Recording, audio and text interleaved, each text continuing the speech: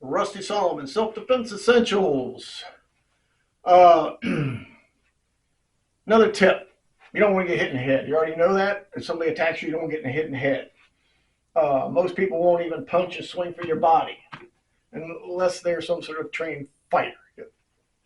And, most predators, thugs, thieves, and those kinds of people aren't going to be doing that. Uh, but you don't want to be getting hit with either hand. So your defense stance should be with your hands up. If you know this is a threat coming, you don't stand there like this close to somebody and get in an argument with them. I got a whole video on don't be a dick. Might want to watch it. You keep your distance. If somebody yelling and screaming at you, you want to keep your distance. You don't want to. You really don't want to get into a fight unless you're not right up here, okay? Because you've never been in a fight. You've never had your head cracked open on the ground. You've never been your jaw broken. I've known people had their jaw broken. I've known people had fractured necks because they hit down and, skulls fractured, and, all kinds of problems. You don't, so the best thing to do is what I call a dead arm block. You don't want to get hit in the head. I got in a couple other videos. It's just, this is my left arm from a right hand punch. It just comes up. You got that distance. They're trying to step in and do this. They just stick that arm. You just stick your arm up and block. This is a right hand punch. Most people are right handed. Okay, it's a haymaker. So they come in straight. It's a little different. Okay. While swinging haymakers, there's a lot of those. And they generally come like this, real quick. Okay. Keep your hands up. See them coming. 1, 2, hit.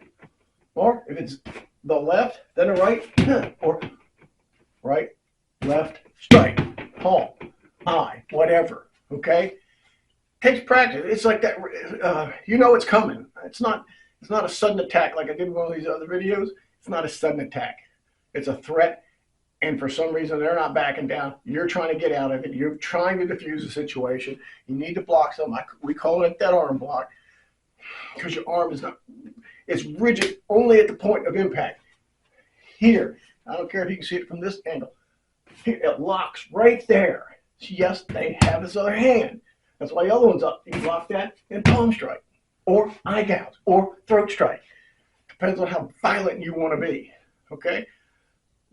You just don't want to get hit in the head. If you have to do this, sudden attack, you got to cover up, cover your head up, cover this up so they don't blind you, knock you out. If they knock you out, it's falling on the ground also when you're knocked out. I've been knocked out and I've fallen on a padded floor more than once. And it's not pleasant at all. Okay? So, dead arm block. How do you practice? My arm locks right there. Then it becomes really relaxed at the point of impact of the arm or their hand and strike. It's not, if you start getting good, 1, 2, 1, 2, 1, 2, boom, boom, real quick. Then you can walk away, go home with your family and your friends. Well, you don't turn your back. You always just back up in case there's somebody else you got to deal with. Can be the case. This is, if they got a knife in their hand or a club or something else, it's a whole different thing, and you get a whole different situation, a whole different mindset. Self-Defense Essentials online. It's selfdefenseessentials.com. If you want a free self-defense course and get some more information on what we do. Thank you.